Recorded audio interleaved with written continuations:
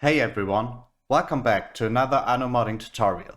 Today I want to be showcasing you how to install, manage and customize mods with the iModYourAnno mod manager. So let's start right in.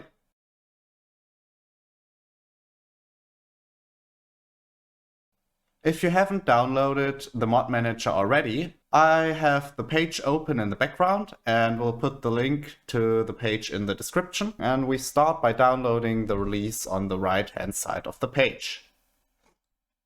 Please always choose the latest release. In this case, it's version 0.4.1, and we only need this one zip file.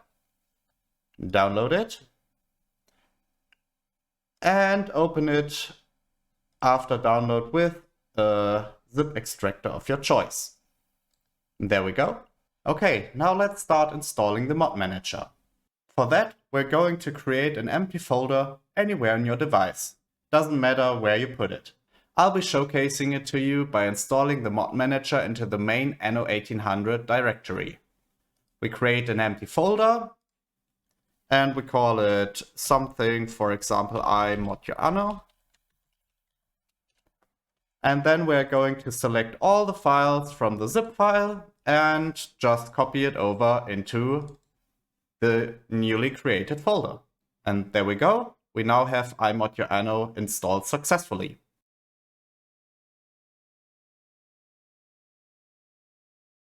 So after we've done this, let's start the program by double-clicking on the iModYourAnno exe, and there we have it. On the left-hand side, you have a couple of buttons. The last one are the settings. There you can adjust the language of the UI. Currently, there's English and German supported. I will change it to English because I'm doing this tutorial in English as well. Below the language setting, there is also an appearance setting. You have different color options available. I really like the dark and violet tones, so I'll choose this. Below this, we have the mod sort order.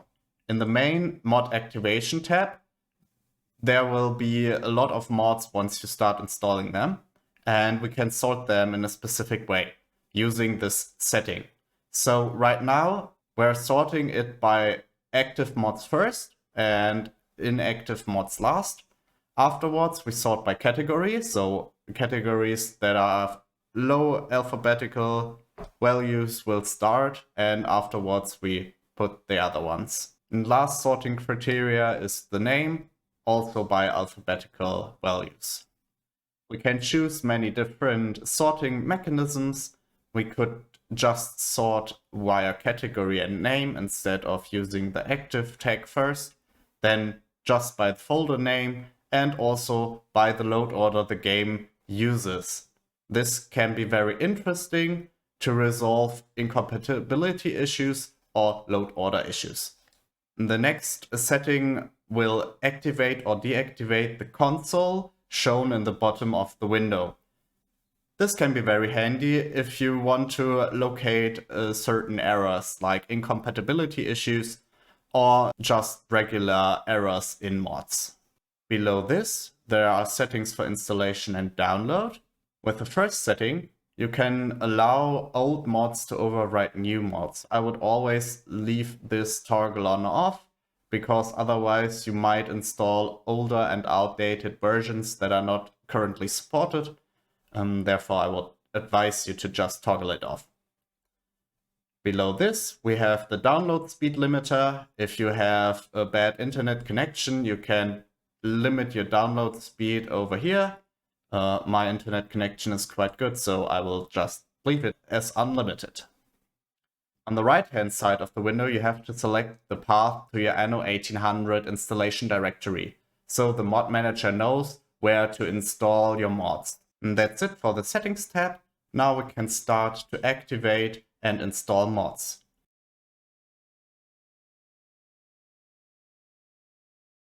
The mod activation takes place in the mod activation tab. On the left hand side, we're going to select it, and I already have one mod installed for showcase purposes.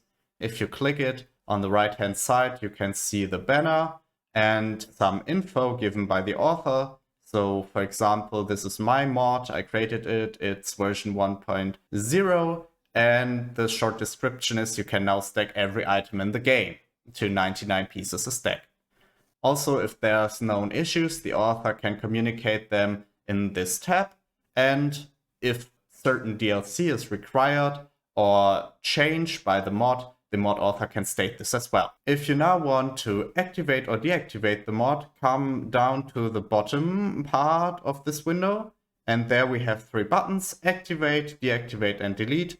They are pretty self-explanatory. If you click the deactivate button, you will see the tick in front of the mod in the mod activation window will change to a cross that indicates to you that the mod is disabled. And if we select it again and click activate, the tick will appear again and the mod will be active. If you click the delete button, the mod will be deleted permanently from your hard drive and you will have to re-download it afterwards. Another handy feature of the mod manager is present in the bottom right part of the window. There we have different profiles available.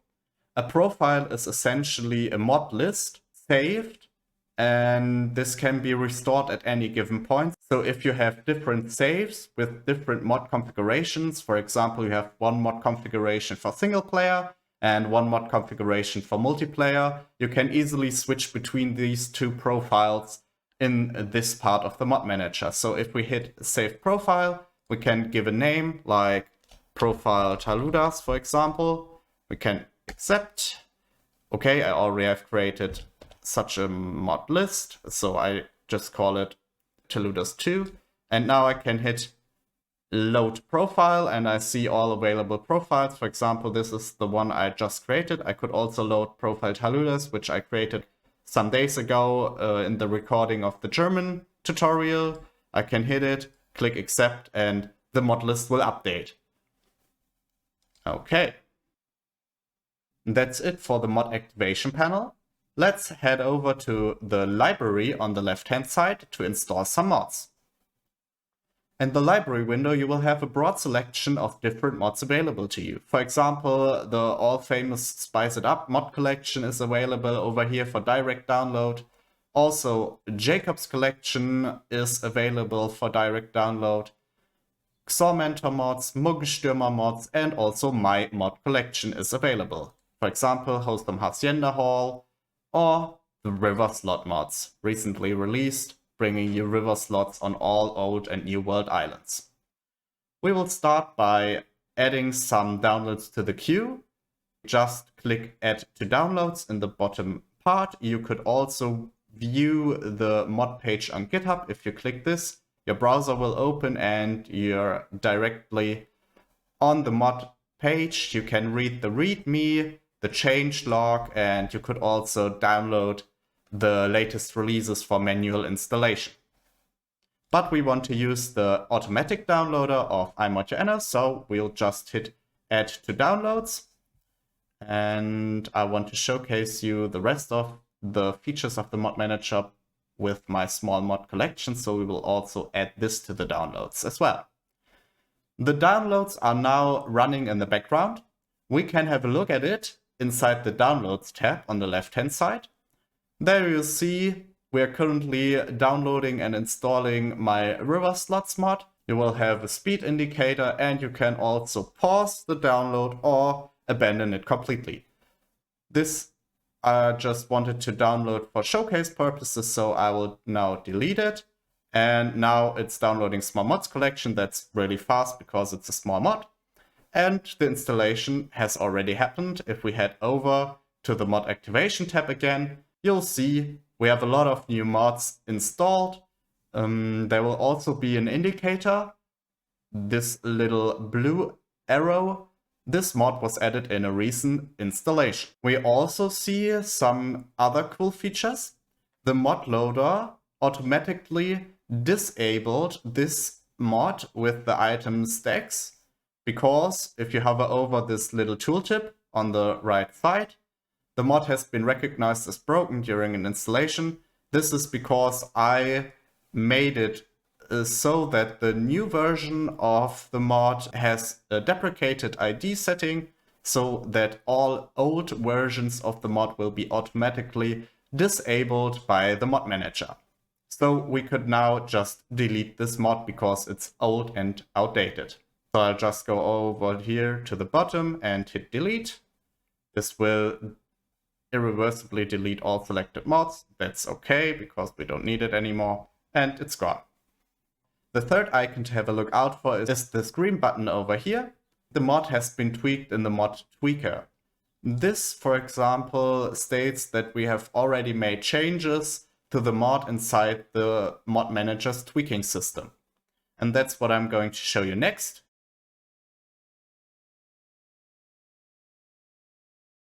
Head over to the left side. Here we have the tweaking tab. With the tweaking tab, we can customize mods to our liking. We'll head over here. The window will be exactly the same as with the mod activation. On the left-hand side, you have the mod list.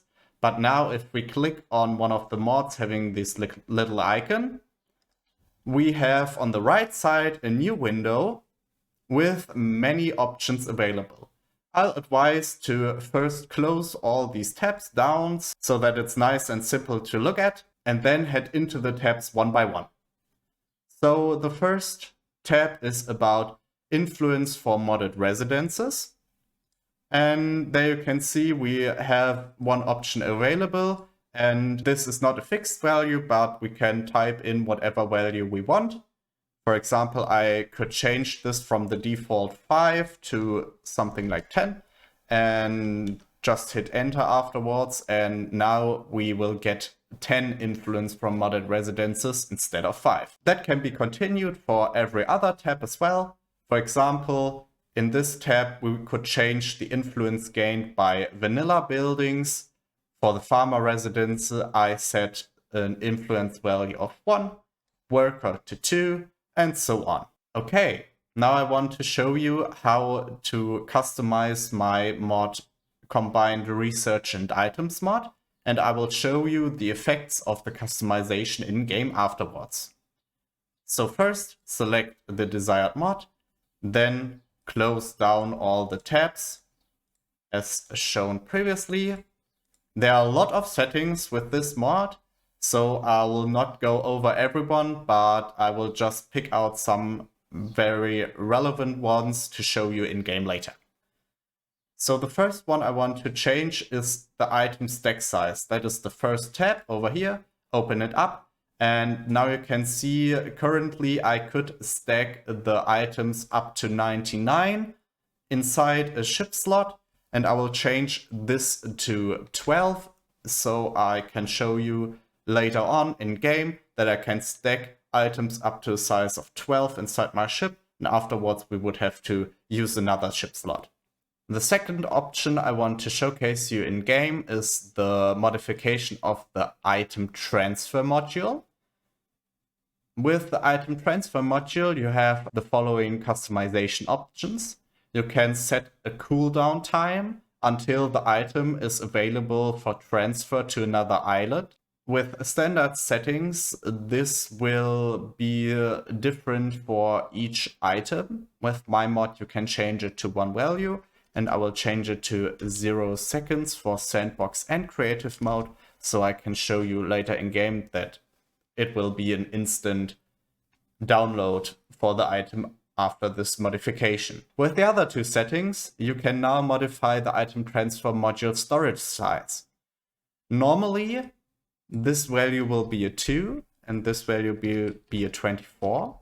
In vanilla gameplay, you can store up to 24 items in the item transfer module, and each build transfer module will expand the available storage by 2. So after the first one built, you will have 2 item slots available. After the second one, 2 will be added to this, so then you have 4 in total, and so on. For my mod showcase, I will change this one to 12 and this one to 144. I'd like to keep the vanilla ratio of 12 modules to unlock the full storage capacity of the item transfer module. I think this ratio sets a little challenge to unlock all the item slots available.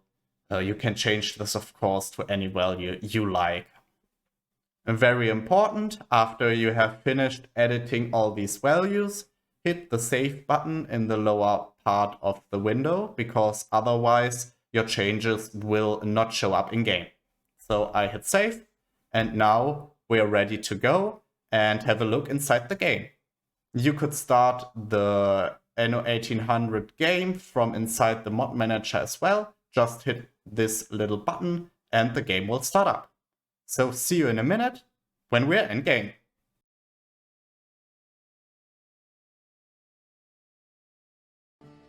Welcome back.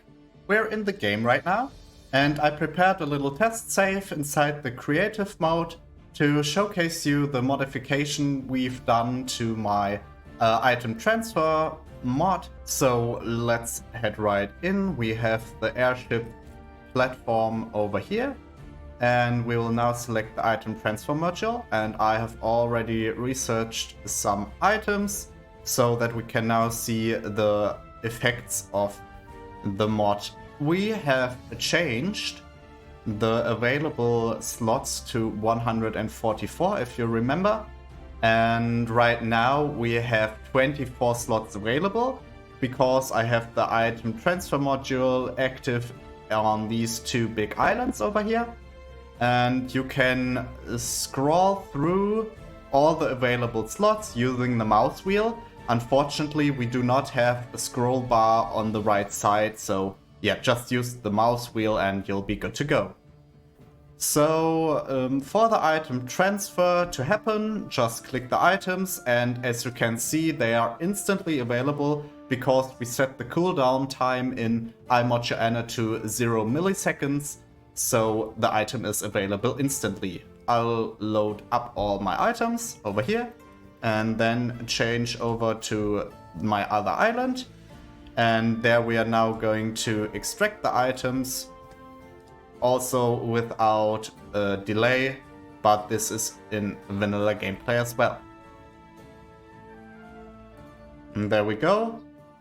Unfortunately, I misclicked and I accidentally pulled down some items I wanted to use on another island. Just upload it again, it will be instant. And there you go. That's the mod tweaking in action. I'll also show you how it looks when we settle another island and build a third module, and that we get the modified amount of 12 additional item slots instead of 2. I will speed up the game and wait till my flagship arrived. And there we go, flagship has arrived. We build another contour and we'll head over to the tab to build another airship platform. And there we go. And then we will build the item module. And now you can see over here we have 36 slots available where we had 24 previously. So everything works as expected. We've got 12 additional slots up to a total of 36 right now. And as you can see, if I scroll down, you will see all the available slots over here. Hey everyone, little update from post-production. I totally forgot to show you the effect of the modification of the item stackable mod. So I just headed back into the game and quickly want to show you how this works. So we have modified the max stack value to 12 for every item. And now I can start to load items into my ship and you will see up to 12. And they will build one stack. And if I want to add the 13th item, it will build a new stack. Yeah, and there you can adjust the value up to 99. Afterwards, the UI will just show 99 plus instead of the actual number of the stack. So I advise you to not go over 99. And there we go. Also, town hall items are functional as well. This should work for every item you need to transport overseas. Alright, and that's it for this video. Thank you very much for watching. I hope you learned something new. if you liked the video, please hit the like button, it really helps out a lot. And if you want to see more modding tutorial videos in the future, hit the subscribe button to get a notification when I upload a new tutorial. See you in the next one. Bye!